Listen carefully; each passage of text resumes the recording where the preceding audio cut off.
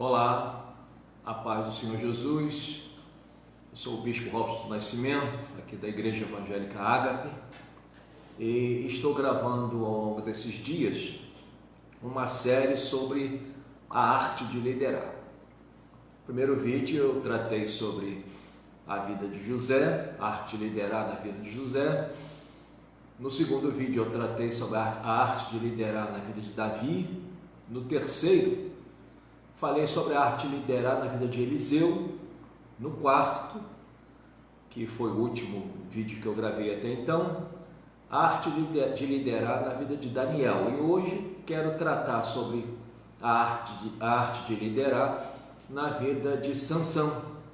Todos esses vídeos estão lá no meu canal, no YouTube. Se inscreva lá, Bispo Robson do Nascimento, me ajude, colocando seus comentários, porque sempre soma, dentro de um assunto como este, tão vasto, um comentário sempre soma. Mesmo uma crítica, Bispo, sim, se essa crítica ela tem a intenção de nos fazer refletir, polir ainda mais o assunto que estamos tratando, é válido, Eu não sou o dono da verdade, eu não tenho todo o conhecimento absoluto do assunto.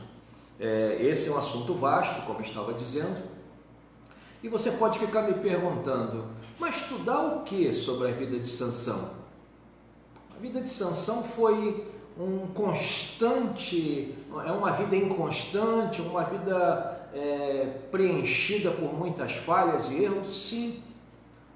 A gente aprende com os erros das pessoas, porque sempre que nós olharmos para os erros das pessoas, com certeza a gente vai encontrar alguma coisa nessas pessoas que também está acontecendo conosco e serve também para nós fazermos uma reavaliação das nossas vidas. Nós precisamos ter essa maturidade para fazermos também essa autoavaliação dentro de quando nós estivermos fazendo algum tipo de observação na vida de alguém. A melhor forma para nós, a forma mais proveitosa, melhor dizendo, que chega até os nossos, que é melhor para nós, é quando nós vemos um erro ou erros numa pessoa, a gente logo criar um ambiente laboratorial para que possamos fazer as nossas avaliações de como está a nossa vida, de como a gente pode melhorar e até mesmo de como a gente pode ajudar essa pessoa que está passando por esse momento de desconforto na sua vida, Porque muitas vezes a pessoa nem mesmo percebe os erros que está cometendo, por outro lado, percebe e não tem força para reagir, e muitas vezes uma intervenção externa pode proporcionar ajuda a essa pessoa, Sansão era uma pessoa insensível a esse tipo de proximidade, a esse tipo de abordagem, Mas a gente aprende com ele que isso não é bom para nós. Sempre que alguém me faz alguma crítica, ainda que eu não goste, eu tenho que parar para avaliar, porque senão eu vou tornando a minha consciência uma consciência cauterizada, rígida, impenetrável, que chega a um ponto que nem Deus vai poder falar comigo, não porque Ele não possa, mas porque eu não estou dando liberdade suficiente a Ele ou qualquer uma outra pessoa. E Deus não invade a privacidade de ninguém. O melhor a fazer é termos uma vida acessível à presença de Deus e também às próprias críticas, que muitas vezes são construtivas. É claro que em muitas situações, pessoas se levantam para nos criticar e com isso, esse tipo de crítica não traz edificação nenhuma, que são críticas falaciosas, são críticas mal intencionadas, então para isso não serve para nós. Mas sempre que mesmo essas críticas cheguem até nós, é importante que a gente coloque por um momento uma atenção sobre isso. Claro que sempre com um filtro, para saber o que pode ser aproveitado e o que não deve tomar um tempo da nossa vida. Então, mesmo as críticas negativas, as críticas maliciosas, falaciosas, elas podem ter algum tipo de valia para nós, até mesmo para nós não usarmos esse tipo de crítica com outras pessoas, né? Porque isso se torna algo irrelevante. Então a arte de liderar, e a princípio eu gostaria de ver o ponto cego do ministério de Sansão. A gente sabe que Sansão é filho de uma mulher que não podia ter filhos, né? Ela é visitada por um anjo que a gente vai olhando, examinando com cuidado, a gente vê que isso é uma aparição teofânica de Jesus, né? Quando a teologia fala de teofania, está falando de aparições visíveis da pessoa de Jesus lá no Velho Testamento. E esse anjo aparece à mulher de Manoá, que se tornou o pai de Sansão, e fala com ela que ela seria mãe, né? Mostra para ela que sabia da situação dela e que ela seria mãe.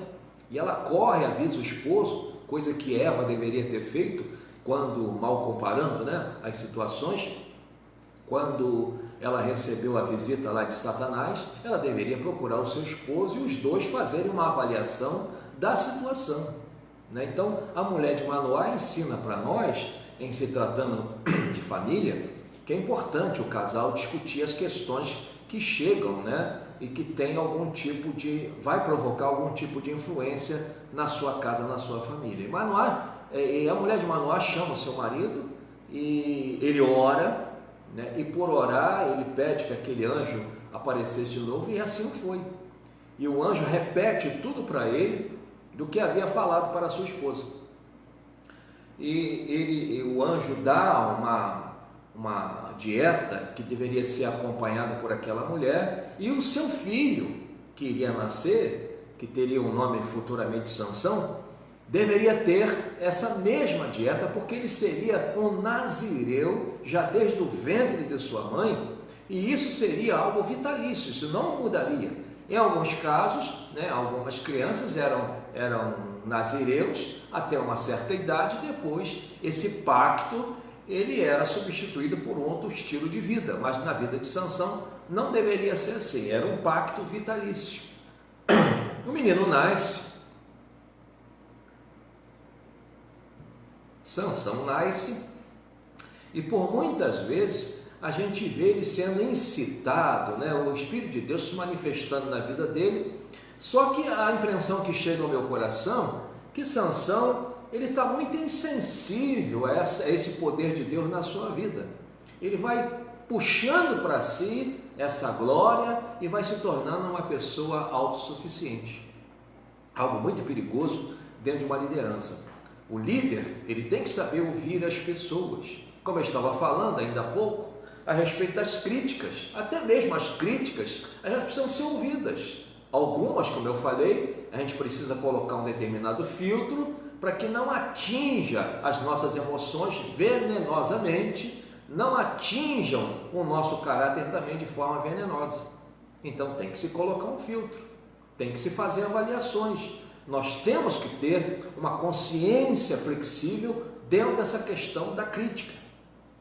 Sansão nada fazia por isso. E quando Sansão cresce, ele tem um destino geográfico estranho e perigoso.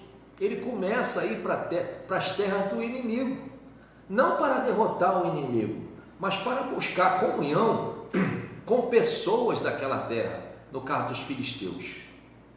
E ele pede à sua mãe, ao seu pai, que queria casar com uma mulher filisteia, e insiste, e ver-se, né, dentro da situação, uma certa passividade por parte dos seus pais, né, e depois o texto vai dizendo que propósito de Deus, e eu vou tratar disso mais adiante.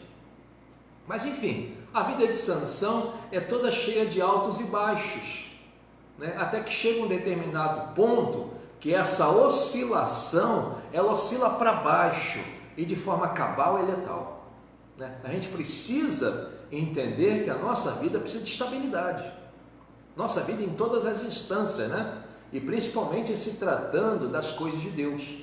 Nós precisamos buscar o caminho da estabilidade. E o Espírito de Deus, ele pode promover isso na nossa vida. Então, queridos, a gente vai vendo que em Sansão vai acontecendo esse ponto cego, né?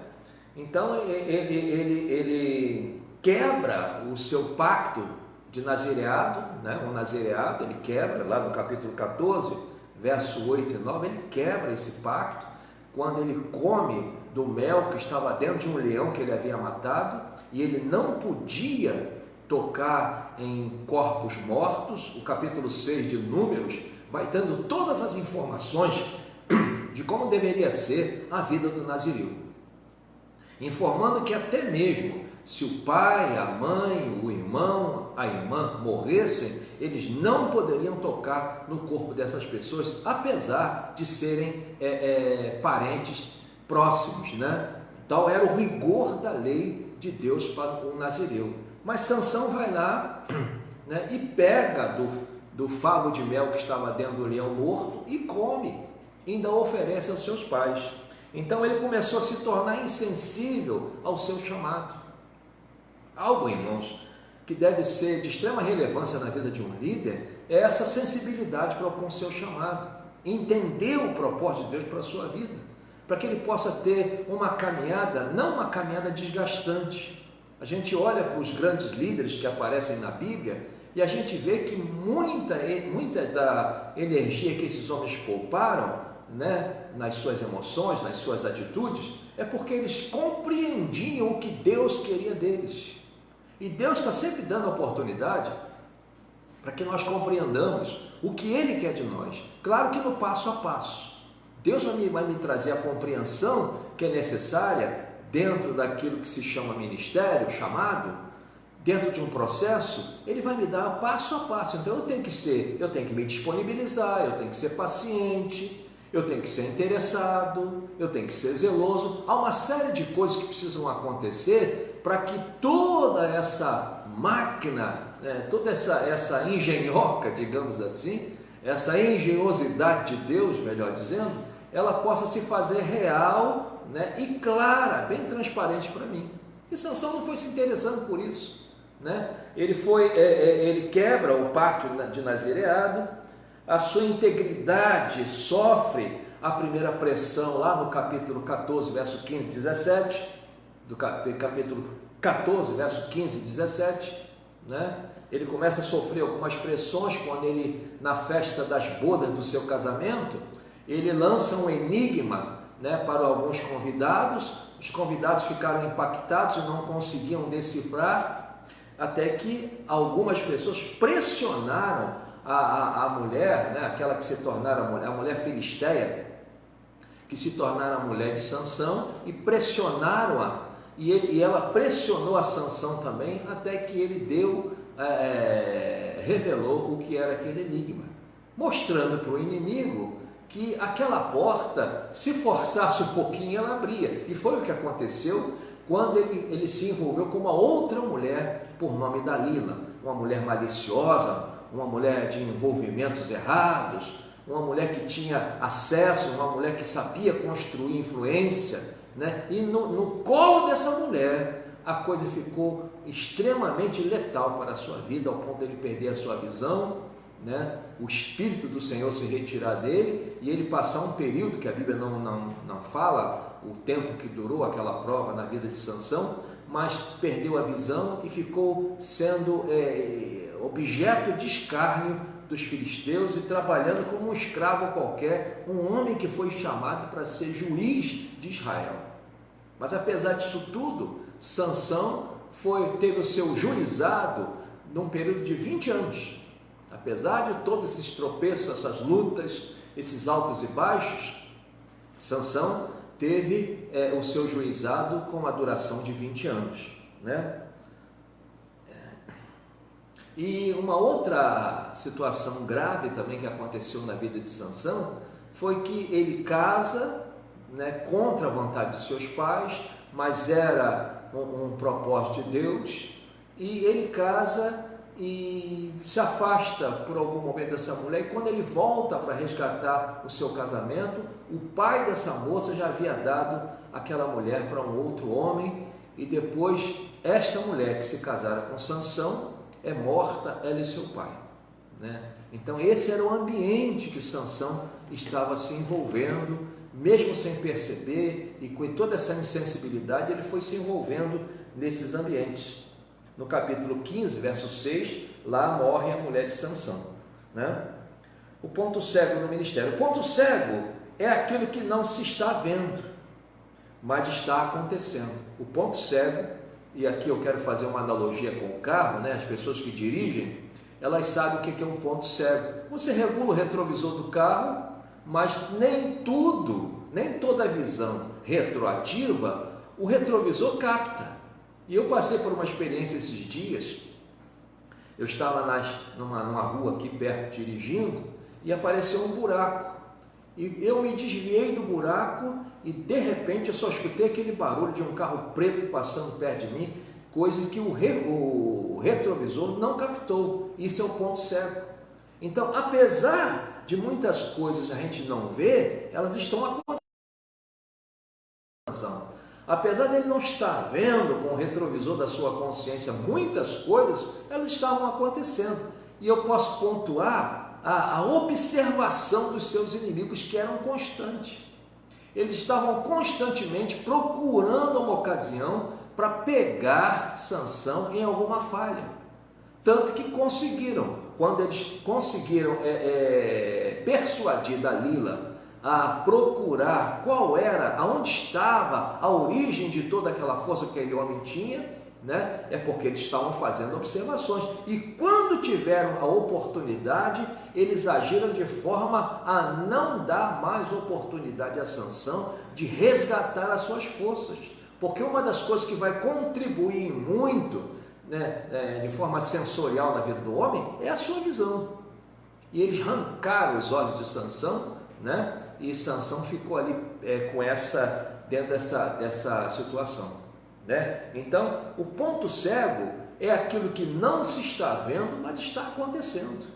Muitas coisas a gente não vê, porque a gente não ajusta, né, o retrovisor da nossa consciência, da nossa percepção, e a gente não consegue ver. Então, esse retrovisor, me permita aqui usar essa analogia, ele só pode ficar bem ajustado se ele for ajustado pelas próprias mãos do Santo Espírito de Deus. Então, esse cuidado a gente deve passar às mãos do Senhor. Senhor, regula os retrovisores da minha consciência para quando alguma coisa estiver tentando ficar paralela à minha vida, para tentar trazer algum tipo de prejuízo, esses retrovisores vão me alertar, né? E eu vou andar mais vigilante e vou buscar a tua face. Eu, quando vi aquele carro passar do meu lado, eu gelei, passou muito perto e eu não estava vendo o carro, porque o retrovisor tem um ponto cego, eu não estava conseguindo ver. Mesmo numa estrada que não tinha quase movimento nenhum, né, eu passei por um perigo, né? Em uma ocasião eu escutei de um irmão que ele falou algo que nunca mais eu esqueci, que quando nós estamos num trânsito de pouco movimento, é aí que a gente deve dobrar o nosso cuidado. Eu aprendo o que com isso? Que quando não está acontecendo nada ou quase nada, dobre o teu cuidado, porque de repente você pode ser surpreendido por algum tipo de investida de Satanás na tua vida.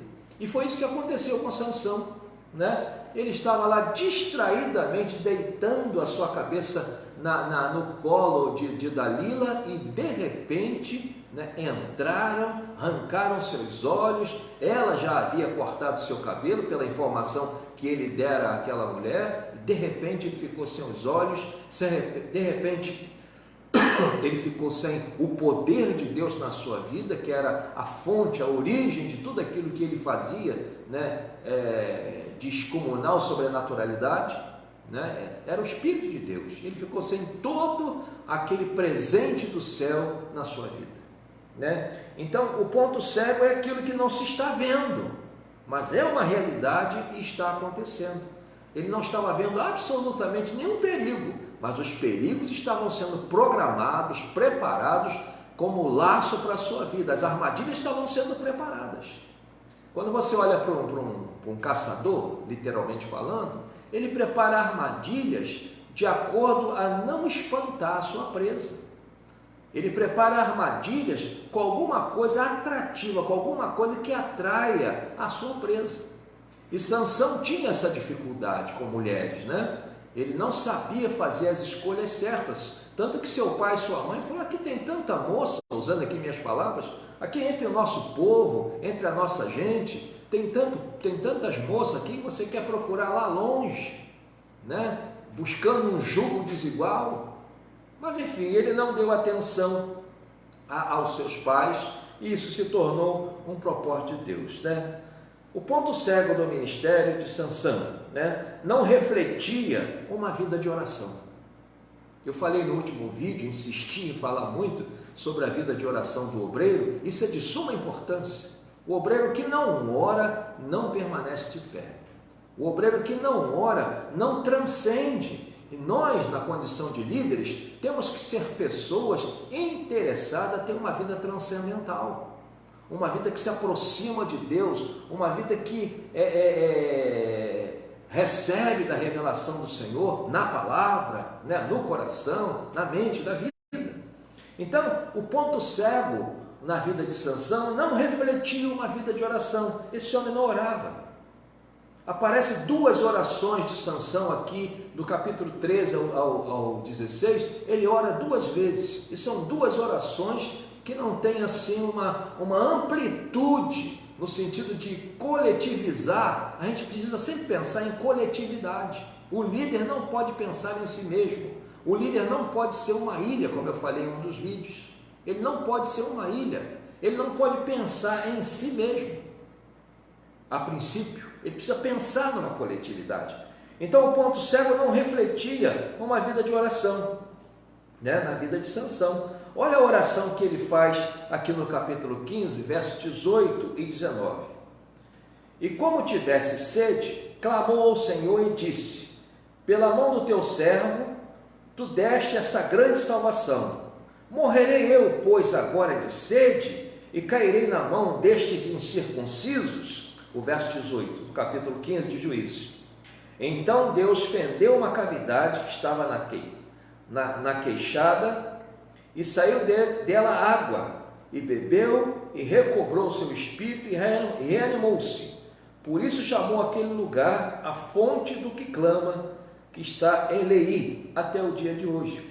Sua oração ela era mais uma reclamação do que uma oração, né? E uma oração concentrada nele mesmo, porque ele estava com sede, um sujeito imediatista, né? Sempre que a gente pensar em Deus, pensar em relacionamento com Deus, a gente precisa expurgar da nossa vida esse imediatismo. A gente precisa desenvolver o princípio da paciência, porque Deus vai trabalhar passo a passo. É assim que o processo de Deus na nossa vida vai ser bem construído, quando a gente faz uso da paciência.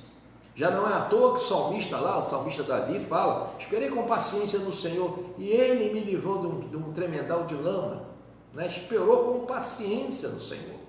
Então isso é importante. E Sansão era esse imediatista: estou com sede, quero água, dá teu jeito. Isso não é uma oração, isso é uma reclamação. Então você vê que era um relacionamento com Deus um tanto quanto conturbado. Não por causa de Deus, porque Deus está sempre disponível a nos abençoar. Ele está interessado em nos fazer crescer, Ele está interessado em nos envolver no processo que Ele estabeleceu para a nossa vida, mas Sansão é insensível a isso tudo, né? E ele faz uma segunda oração no capítulo, né? Sua oração só tinha uma exposição pessoal. Olha o que diz aqui no capítulo 16, verso 18 de Juízes. Então Sansão clamou ao Senhor e disse: Senhor Deus, peço-te que lembres de mim e fortaleça-me agora. Olha como é que ele era imediatista. Só desta vez, ó Deus, para que de uma vez me vingue dos filisteus pelos meus 2 olhos. Olha como é que toda a oração de Sansão tinha esse perfil de pessoalidade, né? Esse perfil de individualidade. Ele não pensava coletivamente. era o juiz de Israel, que naquele momento ele era responsável pela nação, pela administração da nação. Ele não pensava nisso, só pensava em si mesmo, que estava com sede e que ele precisava se vingar dos seus 2 olhos, coisa que ele mesmo provocou para a sua vida, a perda dos seus olhos, por os seus maus envolvimentos, por estar se envolvendo com pessoas que eram inimigos declarados de Israel, e ele foi exatamente para ali e buscou esse tipo de envolvimento. Muito cuidado, né? Um outro ponto cego na vida de Sansão: sua força era reconhecida pelos inimigos, mas ele não administrava isso bem. Ponto cego na vida de Sansão: não administrava isso bem. E muitas vezes, ainda nos dias de hoje,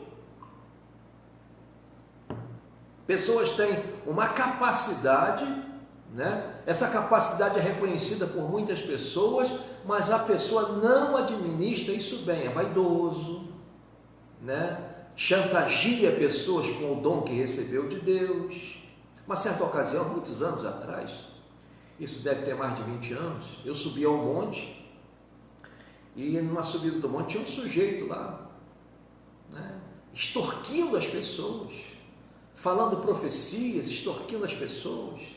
E quando eu desci do monte, escutei alguém chegar assim, dizendo que ele havia rasgado a Bíblia dele lá no alto do monte, foi tomado por demônios e rasgou a própria Bíblia. Por quê? Não faz uma boa administração do bem que Deus está lhe concedendo. A gente precisa, eu tratei no último vídeo, a gente precisa tratar os dons que Deus nos dá com seriedade, com temor e tremor. Não pode ser de qualquer maneira. Sua força era reconhecida pelos inimigos, mas apesar de ser reconhecida, ela não era temida. Eles estavam procurando um meio de destruir aquele homem, porque aquele homem estava trazendo prejuízos para eles. E eles não ficaram passivos dentro da situação. Pelo contrário, Sansão que foi passo a passo buscando o caminho da passividade, colocando a cabeça, né, na guilhotina, colocando a sua vida disponível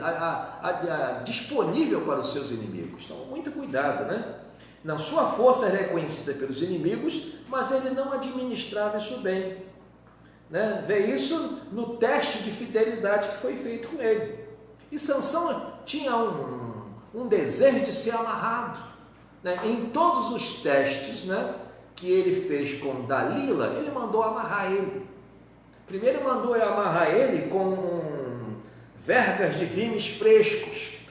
Hoje a gente vê as pessoas fazendo cesto com isso. Não só pegaram um vime fresco por conta da flexibilidade, né? E amarraram Sansão. E ele arrebentou aquilo ali com facilidade.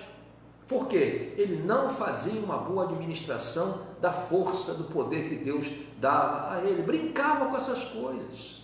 Não se pode brincar com coisas sérias, não se pode brincar com princípios, não se pode brincar com a honra que Deus nos dá, não se pode brincar com o nosso chamado, não se pode brincar com aquilo que Deus quer executar como propósito da nossa vida. E aí amarram ele e ele rebenta com facilidade, né? Depois, na facilidade, ele pede que amarre ele com cordas novas, virgens. E amarraram, e ele rebenta, né? Quando ele está lá no capítulo 16 de Juízes, ele rebenta.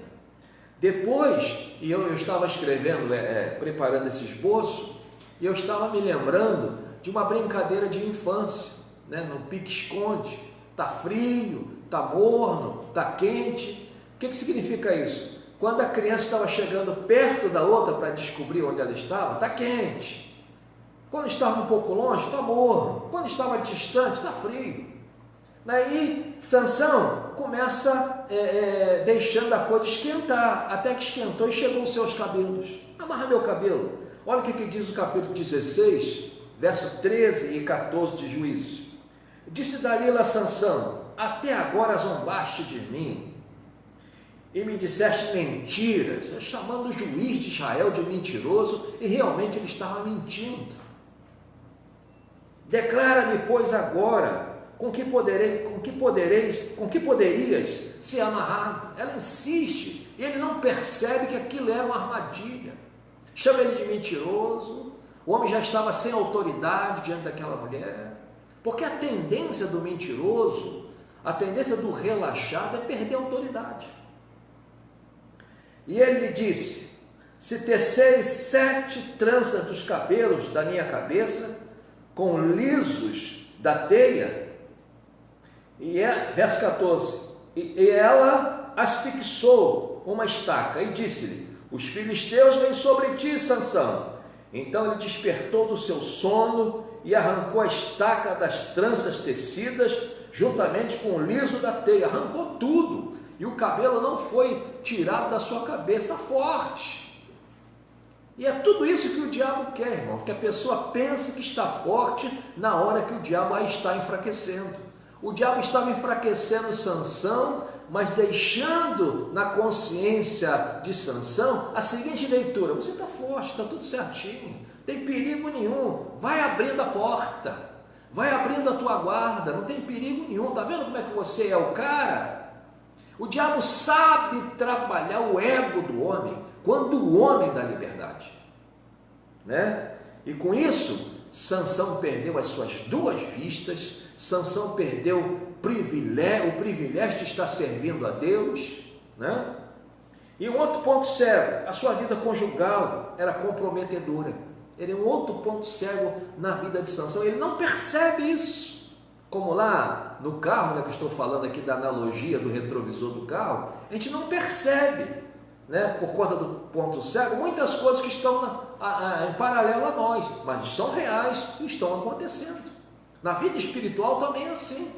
A gente precisa pedir ao Espírito Santo de Deus, quero repetir aqui, que ele regule os retrovisores da nossa consciência, para que a gente tenha uma clara visão do que na nossa retaguarda.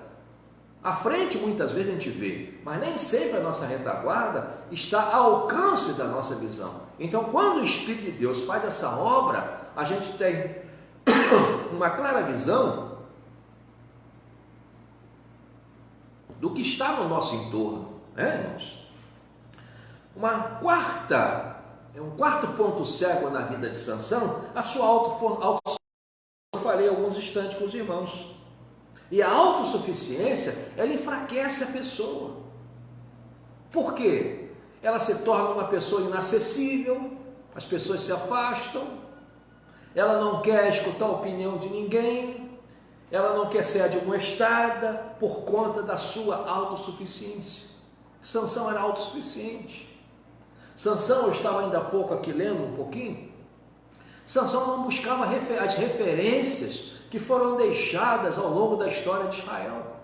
Quando a gente abre o capítulo 1 de Neemias, a gente vê Neemias buscando as referências de Israel, Moisés, a lei de Deus. Ele era sensível a essas coisas. Por isso foi um homem capaz, né, para realizar aquilo que Deus estabelecera como propósito para a sua vida. Mas Sansão não buscava referência, nem mesmo do seu pai. Seu pai era um homem que orava, a sua mãe era uma mulher temente. Ele não busca para a sua vida, ele não traz para a sua vida esses exemplos.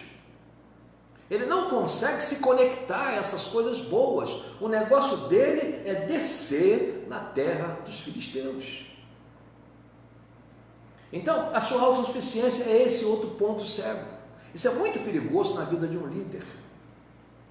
A tendência da autossuficiência é promover vergonha, é promover queda, é promover danos, prejuízos para a vida do obreiro. A gente precisa de pessoas.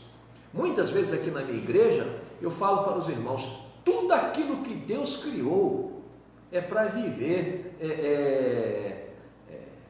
precisa de ajuda. Você, por exemplo, você vai lá numa árvore, você molha ela te oferece a sombra e o fruto. Ela precisou de você e você precisa dela. Então, essa interdependência é a palavra mais exata que eu quero falar. Essa interdependência, ela existe em tudo aquilo que Deus criou. Você tem um cachorrinho em casa, Você tem que botar água para ele, comida para ele, mas ele faz uma gracinha, te alegra, ele te faz um carinho, te renova muitas vezes. Em alguns casos, os animais são usados até em terapias. Então é muito importante a gente entender que toda a criação de Deus ela é interdependente, principalmente em se tratando de ser humano. Tem alguma coisa que eu sei fazer bem, mas tem muitas que eu não sou habilitado e eu preciso de ajuda.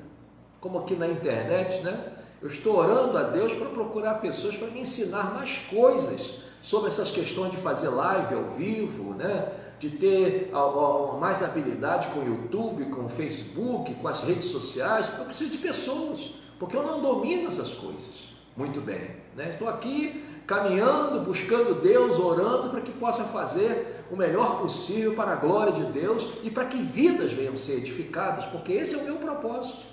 Eu estou desde 5 horas da manhã acordado, escrevendo, estudando, para fazer o melhor para Deus e para que vidas venham ser edificadas e que Deus venha ser glorificado. E eu vou receber alegria no meu espírito por estar trabalhando para Jesus. Essa deve ser a performance do obreiro, para que ele nunca perca aquilo que Deus está sempre dando e sempre querendo dar mais. Porque a Bíblia está dizendo que Deus faz sempre infinitamente mais de tudo aquilo que pedimos ou pensamos. Então a sua autossuficiência é esse outro ponto cego, né? Em terceiro lugar, nós vimos a vida conjugal comprometedora que ele se envolveu, né? O lar tem que ser uma resposta, um reposicionador emocional, repositor emocional, uma aspiração para a tomada de decisão, um padrão de moralidade. E esse lar que Sansão estabeleceu não tinha absolutamente nada disso, tanto que se dissipou. O próprio pai da moça resolveu separá-la de Sansão, dando a um outro homem, e por fim ele mesmo e sua filha vieram a ser mortos. Então, uma vida conjugal comprometedora, o lar tem que ser um repositor emocional. Eu me lembro que eu passei por uma dificuldade financeira uma certa época, e eu chegava em casa, apesar de eu estar vivenciando aquela situação tão difícil, eu encontrava na minha esposa e nos meus filhos esse repositor emocional, porque na minha casa tinha paz, a paz que excede a todo entendimento, a paz do Senhor. Então é muito importante. Em segundo lugar, eu falei sobre a sua força era reconhecida pelos inimigos, mas era mal administrada. Falei também que ele não refletia na sua vida uma vida de oração, né? Então, esses pontos sérios: não orava, né? Não administrava bem o dom, a capacidade que tinha, né? Sua vida conjugal era comprometedora, é um outro ponto cego. A sua autossuficiência, né? Deixava esse homem inacessível, né? A autossuficiência é um caminho perigoso, então temos que tomar cuidado com isso, né? Então a gente olha para esses que foi a princípio a vida de Sansão, a gente tem que olhar para a nossa vida. Está acontecendo na minha vida? Aonde eu tenho que fazer reparos? Eu sou autossuficiente? O meu casamento é um casamento comprometedor? A minha oração é uma oração mesquinha? Em que direção eu estou indo? Quais são os meus relacionamentos? Quando eu olho para Sansão, eu preciso fazer essas avaliações, para que a minha consciência ela não tome o rumo da inflexibilidade. É um cuidado que a gente tem que tomar. Então é importante que a gente se cerque de pessoas que não nos bajulem, mas que nos corrijam, mas também que nos amem, que sejam sinceras, que sejam fiéis a cada um de nós, né? Que tenham temor de Deus no coração, no absoluto. Porque uma pessoa que teme a Deus, ela não investe contra a vida do outro. Uma pessoa que teme a Deus, ela não deseja o mal do outro, ela até corrige o outro, mas no sentido de edificar a vida da pessoa, no sentido de fortalecer o corpo de Cristo, no sentido de trazer paz à vida daquela pessoa. Indo mais adiante, eu consigo encontrar algumas verdades que a gente pode extrair aqui da vida de Sansão. A primeira delas: um conselho às vezes, é mais eficaz do que toda e qualquer força. Por que eu estou te falando isso? Porque Sansão, eu volto a reiterar sobre isso, Sansão não era sensível ao conselho. Tinha toda a força, mas não aceitava conselho. Um conselho, às vezes, é mais eficaz que toda e qualquer força.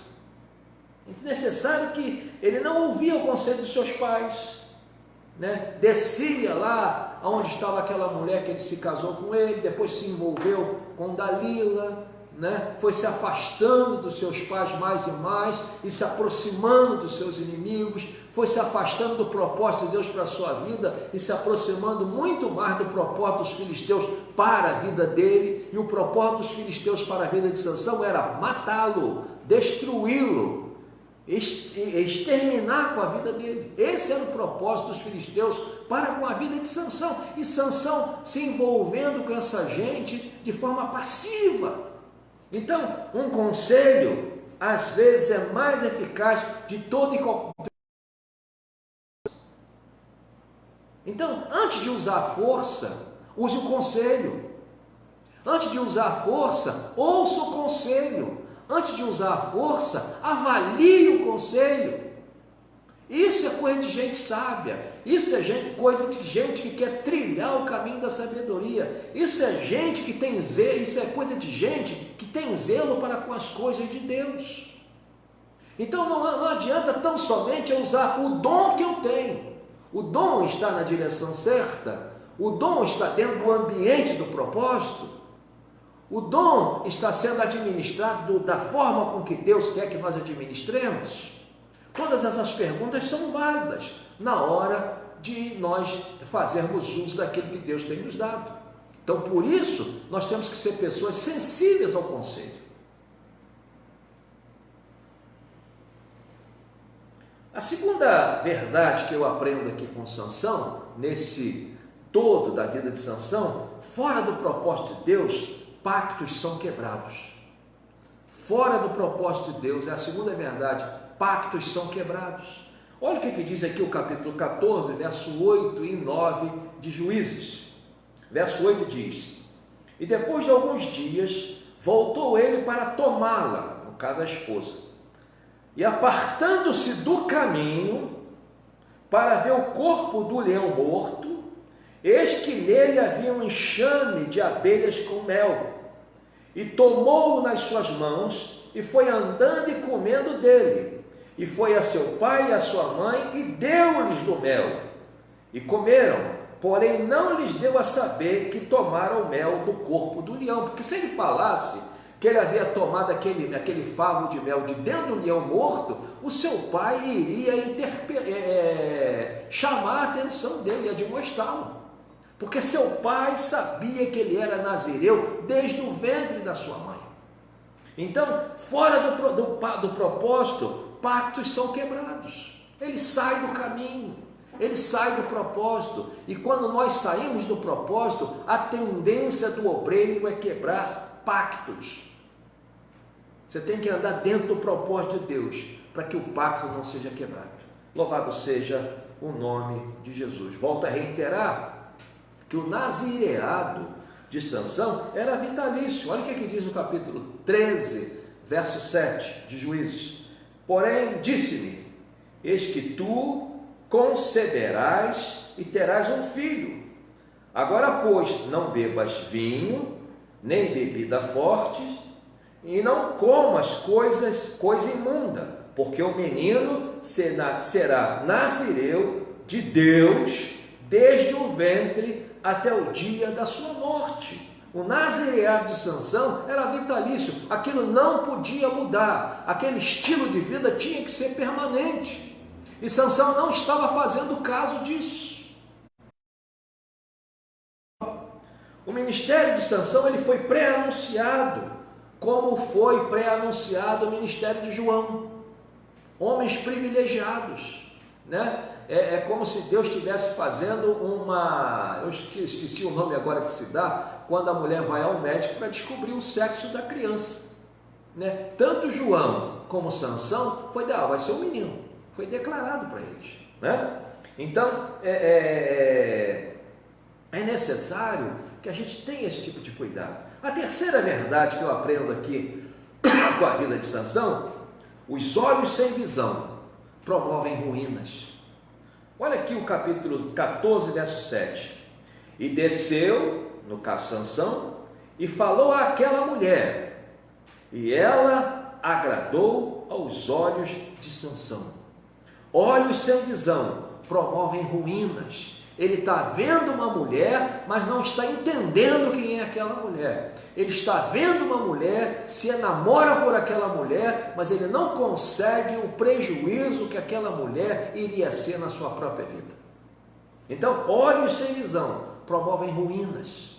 É por isso que todos os dias, meus amados, a gente precisa estar pedindo a Deus que esteja ungindo os nossos olhos, para que nós vejamos aquilo que Deus quer que nós vejamos. Avaliemos da forma com que Deus avaliaria as situações da vida. Então é necessário que Deus esteja ungindo os nossos olhos. Você vê o caso de José? Bem diferente de Sansão.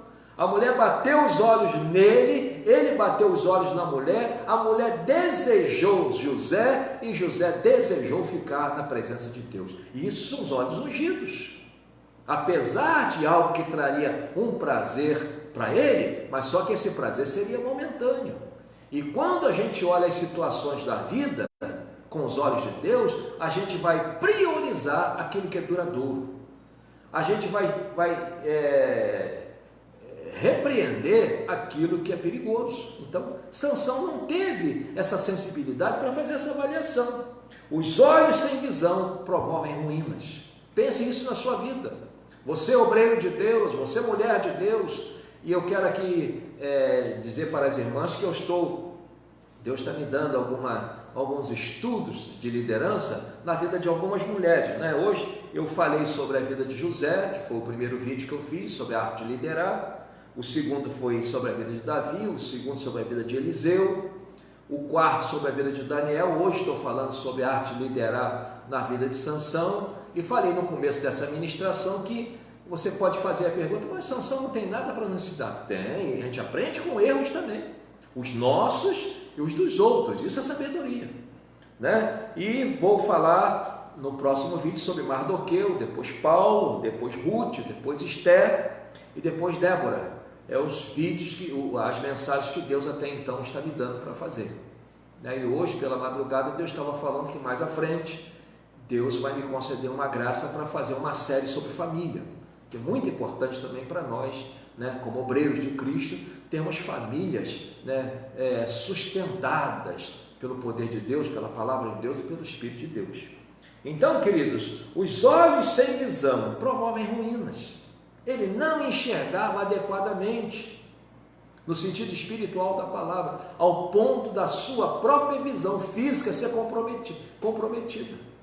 Ele comprometeu, melhor dizendo, a sua visão física e já havia comprometido a sua visão espiritual. A partir do momento que ele começou a se envolver com os filisteus, ele foi comprometendo tanto a sua visão física como a sua visão espiritual. Que dano, né? Que perigo, que ruína que se tornou a vida desse homem. Sansão era insensível à incompatibilidade que havia entre ele e aquela mulher, julgo desigual, diante dos olhos dele, mas ele não conseguia compreender. Ele tinha exemplos dos seus antepassados, né? De pessoas que se envolveram em situações prejudiciais e tiveram danos nas suas vidas. Em quarto lugar, a quarta verdade que eu aprendo aqui com Sansão é a seguinte: quem não reconhece seus pontos fracos, fica fraco. Eu vou repetir para você: quem não reconhece os seus pontos fracos, fica fraco. O que eu tenho que fazer com meus pontos fracos? Levar à presença de Deus. E Sansão não fazia isso, ele não reconhecia os seus pontos fracos e foi ficando dia após dia mais fraco. Então, queridos, se a gente trilhar o caminho da autossuficiência, se nós não reconhecermos os nossos pontos fracos, vamos ficando fracos dia após dia, até o ponto de até mesmo acontecer uma letalidade na vida do obreiro.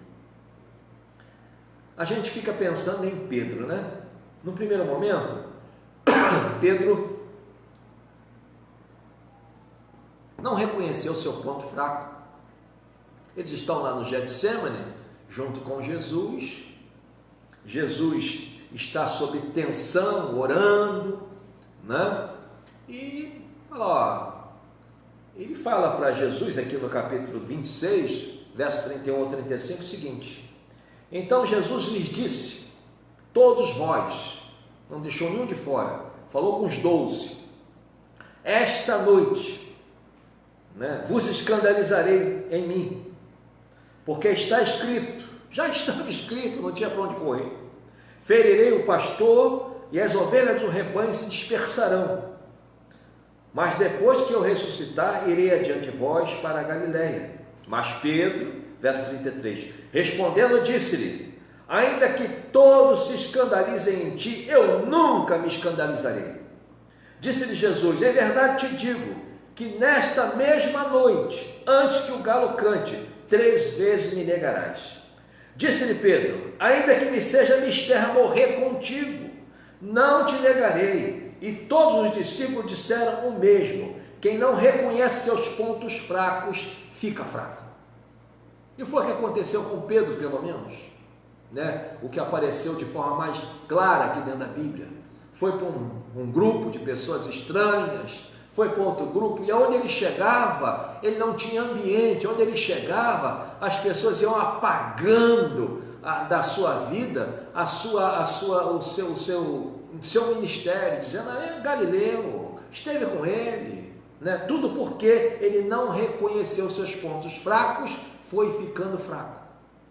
É importante que nós reconheçamos os nossos pontos fracos, é importante que nós reconheçamos as nossas limitações, até onde a gente pode ir. Isso tem a ver até com questão geográfica, até onde eu posso ir? Eu posso entrar numa boate hoje para evangelizar uma pessoa? Eu estou maduro o suficiente para isso? Eu posso parar num bar e falar de Jesus para as pessoas? Eu estou seguro, maduro para isso?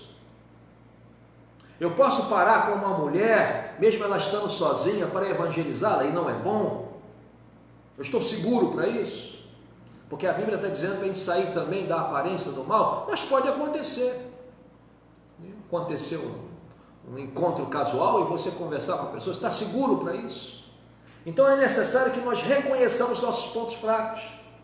Você pode estar com dinheiro na sua mão, você lida bem com dinheiro, você lida bem com poder, como é que é isso? Então a gente precisa reconhecer os nossos pontos fracos para não ficarmos fracos. Amém, queridos? Então Pedro, ele é impossível, não, que nada. Nada disso, o senhor está falando isso aí, é como se ele estivesse chamando Jesus de mentiroso. Jesus está afirmando que isso vai acontecer, dá detalhes de como isso iria acontecer. Olha, antes que o galo cante, 3 vezes tu me negarás.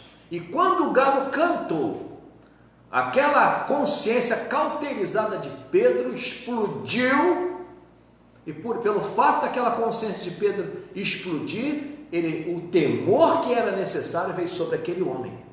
Que a partir daquele momento, ele entendeu que a gente precisa reconhecer os nossos pontos fracos para não ficarmos fracos. Porque se nós não reconhecermos os nossos pontos fracos, a tendência é ficarmos fracos e a tendência é perdermos espaço, como Sansão perdeu. Em quinto lugar, a quinta verdade que eu aprendo aqui com a vida de Sansão e que serve para a vida do líder, existem inimigos que sua força é o que fala. Existem inimigos que a sua força está naquilo que fala.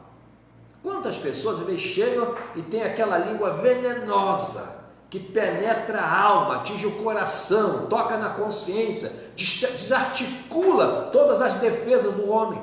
Quantas pessoas são assim? E isso aconteceu com Sansão. A esposa filisteia o angustiou, falando, por que você não fala o enigma, lá no capítulo 14? Depois, a outra, a Dalila, foi angustiando, importunando Sansão, falando, e quanto mais ela falava, mais ela desarmava o valente de Israel.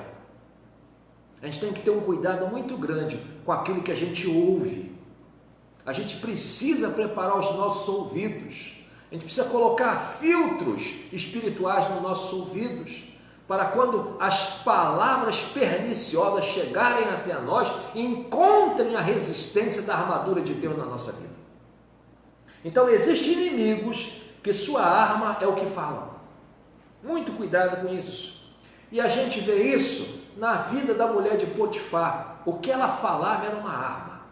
Ao ponto, lá no capítulo 39 de Gênesis, dela falar com José, José não aceitar, ser uma existia aquele momento perigoso na sua vida, mas olha o que é que ela faz. O versículo 14 do capítulo 39 de Gênesis, olha o que é que ela faz. Uma mulher estratégica para o mal. Chamou os homens de sua casa, não chamou as mulheres. De repente ela era visitada também por esses homens, a gente pode aqui pressupor, e falou-lhes dizendo: vede, meu marido trouxe-nos. Olha, como se estivesse envolvendo aqueles homens. É perigoso, esse hebreu, ele é perigoso inclusive para vocês. Era isso que ela estava falando, para poder ganhar a confiança daquelas pessoas e envolvê-las naquela trama, né? Naquela argumentação que ela estava criando para se autodefender do delito que havia cometido, em querer se deitar com o hebreu. Trouxe-nos um homem hebreu para escarnecer de nós. Veio ali para deitar-se comigo, e eu gritei com grande voz. Mentirosa. Verso 15. E aconteceu que, ouvindo ele que eu levantava a minha voz e gritava, deixou sua roupa comigo e fugiu, e saiu para fora. E ela pôs a sua roupa perto de si, até que seu senhor voltou à sua casa. Então falou-lhe conforme as mesmas palavras, dizendo: veio a mim o servo hebreu que nos trouxeste. Aí ela culpa o marido, para escarnecer de mim.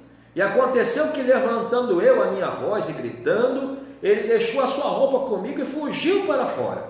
O verso 19 diz: e aconteceu que, ouvindo o seu senhor as palavras da sua mulher, que lhe falava, dizendo: conforme estas mesmas palavras me fez teu servo, a sua ira se acendeu.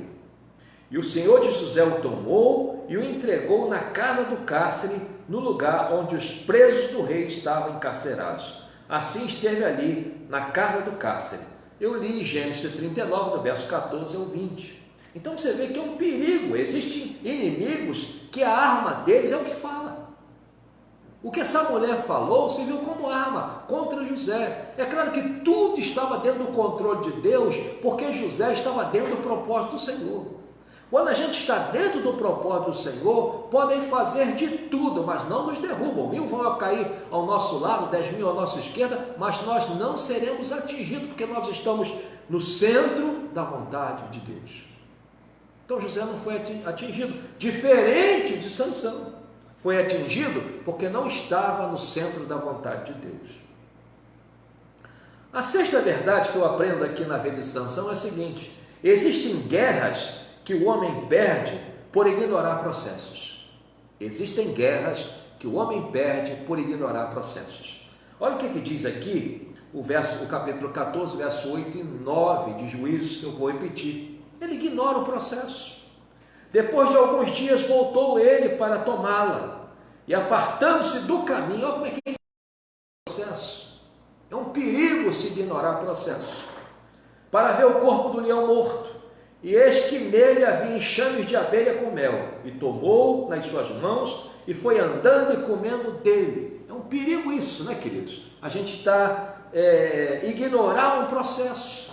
Qual era o processo? Viver uma vida permanentemente, um estilo de vida permanente na presença de Deus, como nazireu. Esse era o processo. Era um processo contínuo, era um processo vitalício.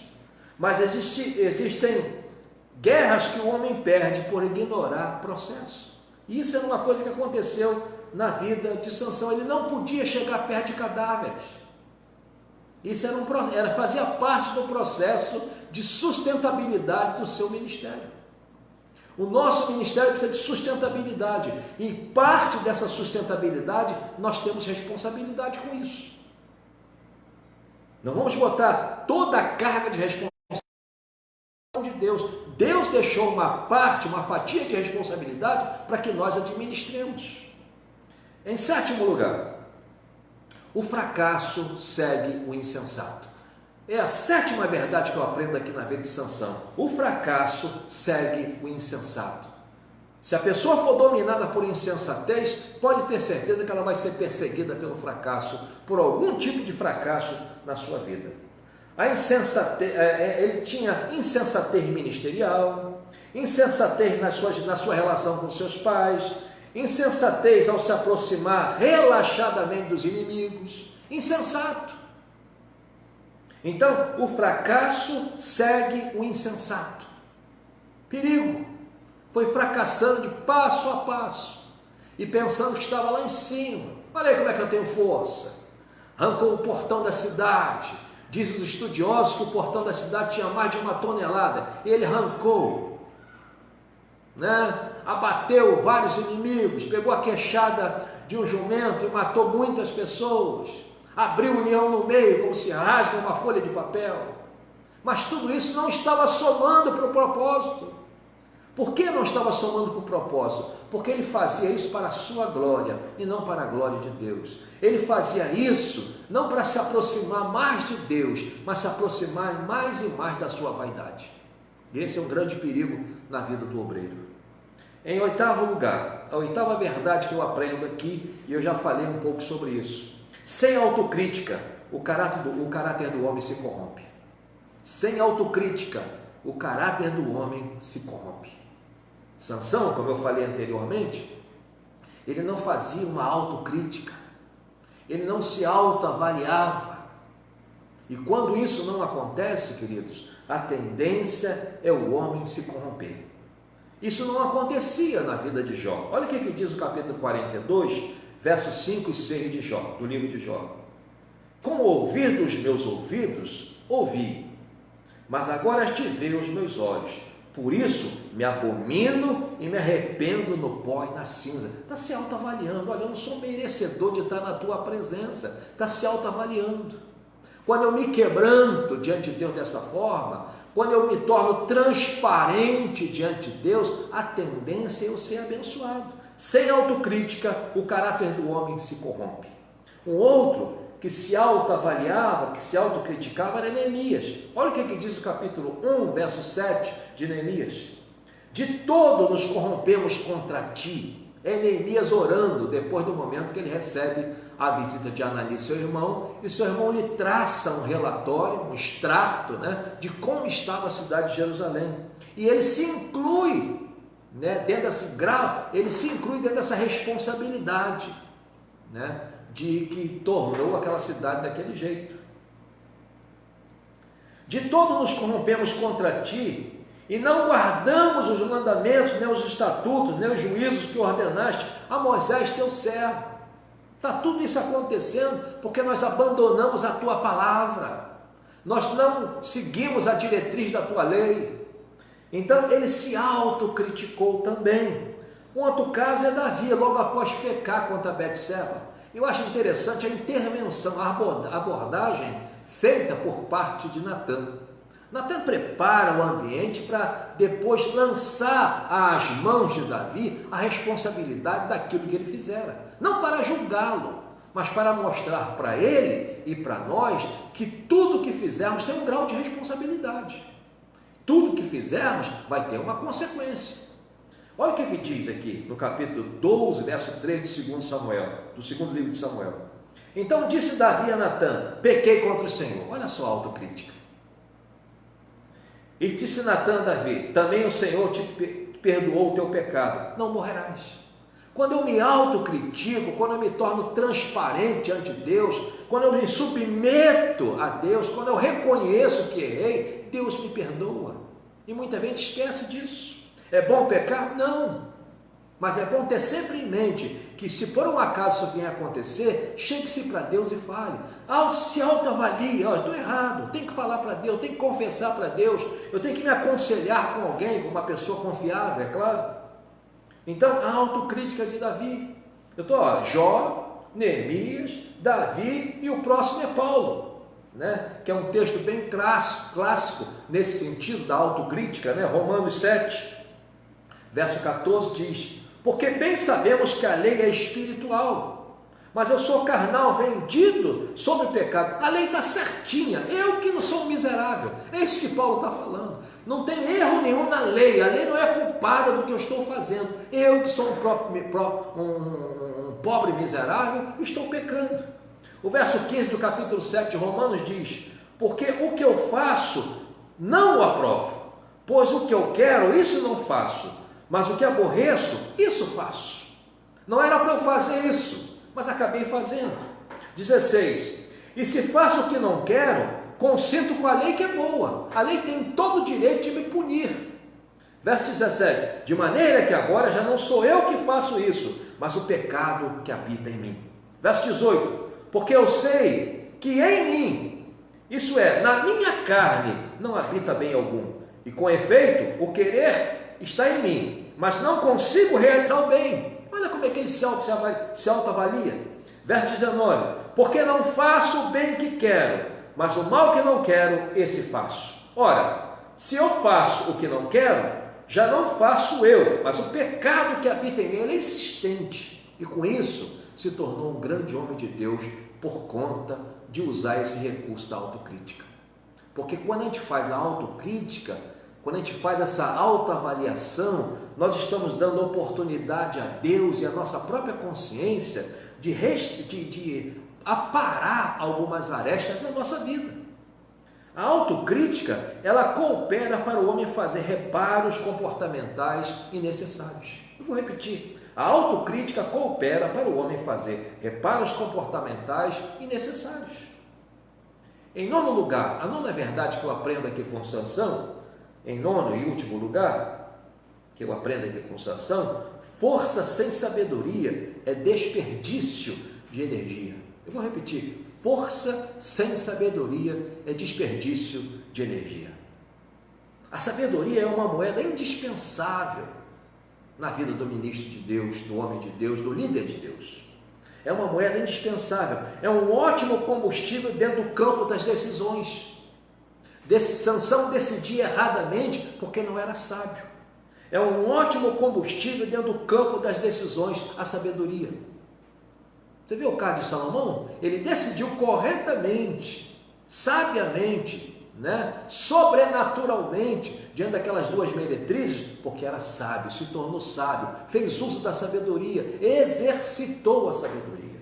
Então, forças sem sabedoria é desperdício de energia. A sabedoria, repito, é uma moeda indispensável. A sabedoria é um ótimo combustível dentro do campo das decisões. E em terceiro lugar, é uma ótima proteção contra os ataques da precipitação. A precipitação está sempre nos atacando, tentando nos levar para perigos, tentando eliminar a nossa forma de raciocinar corretamente.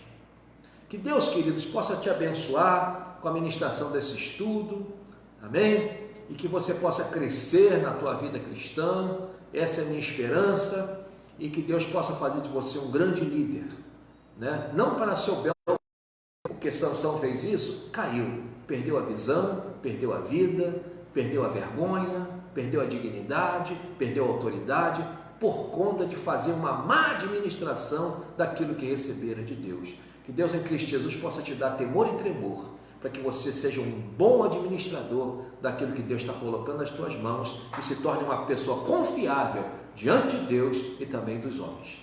Amém, queridos? Eu quero orar contigo. Querido Deus, que tu possa abençoar essas pessoas que estão assistindo essa live, construindo a certeza da importância de sermos líderes eficazes, pessoas íntegras, pessoas que trabalham a favor daquilo que Deus traçou como propósito para a vida deles. Meu Pai, abençoa cada família, abençoa cada pessoa, em nome de Jesus. Amém. Se inscreva lá no meu canal, no YouTube, Bispo Robson do Nascimento. Esse vídeo vai para lá e tem muitos outros vídeos lá no meu YouTube, tá bom? Esse é o 5º vídeo que eu estou fazendo sobre a arte de liderar. Os outros 4 estão lá também. Me ajude se inscrevendo lá no meu canal, Bispo Robson do Nascimento.